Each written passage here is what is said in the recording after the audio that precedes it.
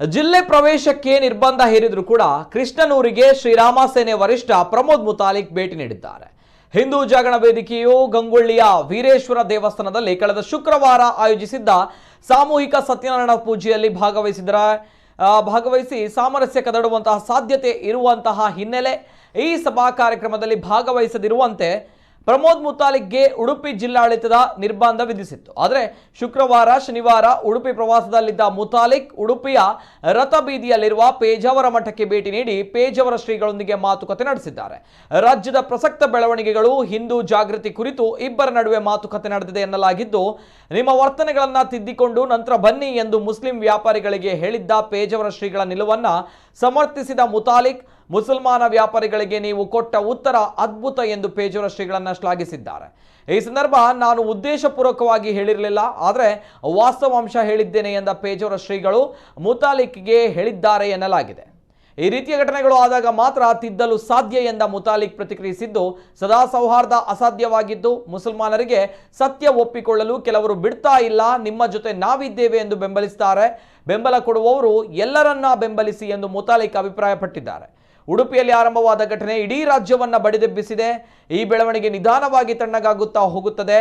ನಾವು ಹಿಂದೂಗಳಲ್ಲಿ ನಿರಂತರ ಜನಜಾಗೃತಿಯನ್ನ ಮಾಡ್ತಾ ಇರಬೇಕು ಎಂದು ಹೇಳಿದ್ದಾರೆ. ಇನ್ನು ಹಲಾಲ್ ಜಾಗೃತಿಯಿಂದ ಬೆಂಗಳೂರಿನಲ್ಲಿ 40ಕ್ಕೂ ಅಧಿಕ ಮುಸಲ್ಮಾನ ಅಂಗಡಿಗಳು ಮುಚ್ಚಲಾಯಿತು. ಇದರಿಂದ ಕೋಟ್ಯಾಂತರ ರೂಪಾಯಿ ಮುಸಲ್ಮಾನರಿಗೆ ನಷ್ಟವಾಗಿದೆ. ವ್ಯಾಪಾರಕ್ಕೆ ಸಮಸ್ಯೆ ಆದರೆ ಸೌಹಾರ್ದತೆ ಅಂತಾರೆ, ಆದರೆ ಹಿಂದೂಗಳ ಕೊಲೆಯಾದರೆ ಯಾಕೆ ಸೌಹಾರ್ದತೆ ನೆನಪಿಗೆ ಬರಲ್ಲ ಎಂದು ಪ್ರಶ್ನಿಸಿದ ಶ್ರೀರಾಮ ಸೇನೆ ವರಿಷ್ಠ, ಹಿಂದೂ ಸಮಾಜದಲ್ಲಿ ಯಾವತ್ತೂ ದ್ವೇಷ, ಅಸೂಯೆ ಎಂಬುದೇ ಇಲ್ಲ ಎಂದಿದ್ದಾರೆ. ಇದೇ ಸಂದರ್ಭ ಪ್ರತಿಕ್ರಿಯಿಸಿದ ಪೇಜಾವರ ಶ್ರೀಗಳು ಗೋಕಳ್ಳರ ಬಗ್ಗೆ ಆತಂಕ ವ್ಯಕ್ತಪಡಿಸಿದರು. ಗೋವಿನಲ್ಲಿ ಶ್ರೇಷ್ಠವೆನಿಸಿದ ಕಪಿಲೆ ಹಸುವನ್ನೇ ಕದ್ದೊಯ್ತಾ ಇದ್ದಾರೆ ಎಂದು ಬೇಸರ ವ್ಯಕ್ತಪಡಿಸಿದರು.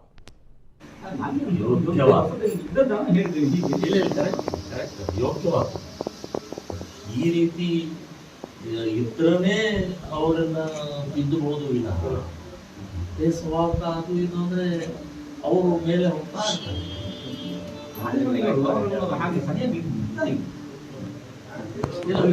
ಮನವರಿಕೆ ಮಾಡಿಕೊಟ್ರೆ ಯಾವ ಮಾಡಿದ್ರೆ ತಪ್ಪು ಏನು ಅಂತ ಗೊತ್ತಾಗದೆ ನಾವು ಹೌದಾ ಹೀಗೆ ಮಾಡ್ತಾ ಇದ್ದೀವಿ ಅಂತ ಅವ್ರಿಗೆ ಗೊತ್ತಾಗಿ ಬಿಡ್ತಾ ಇಲ್ಲ. ನಿಮ್ಮೊಟ್ಟಿಗೆ ನಾವಿದ್ದೇವೆ ಅಂತ ಹೇಳಿದ್ರೆ ಏನು ಸರ್ವಧರ್ಮ ಎಲ್ಲರೊಟ್ಟಿಗೆ ಇದೆ, ಒಬ್ಬರೊಟ್ಟಿಗೆಲ್ಲ. ಯಾರು ಶೋಷಕರಿದ್ದಾರೆ ಅವ್ರು ಬರೋ ಇದ್ದೇವೆ ಅಂತ ಹೇಳಿ ಅವ್ರಿಗೆ ಸಮಾಜ ಜೊತೆ ಇದ್ದೇವೆ ಅಂತ ಹೇಳಿದ್ರೆ ಅವ್ರಿಗೆ ತಾವು ಮಾತಾಡ್ಕೊಂಡು ಗೊತ್ತಾಗಲ್ಲ. ಹೌದು ಇಲ್ಲ, ಅದು ಎಷ್ಟು ಲಕ್ಷಾಂತರ ಜನರಿಗೆ ಭಾರಿ ಇದಾಗಿದೆ, ಖುಷಿಯಾಗಿದೆ. ನಿಜವಾದ ಒಬ್ಬ ಪೂಜ್ಯರಿಂದ ಬಂದ ಅವರಿಗೆ ಹೇಳಬೇಕಾದ ಇದು ಅವರು ಬಾಯಿಗೆ ಬಂದಿದ್ದು ಅದ್ಭುತವಾಗಿದೆ.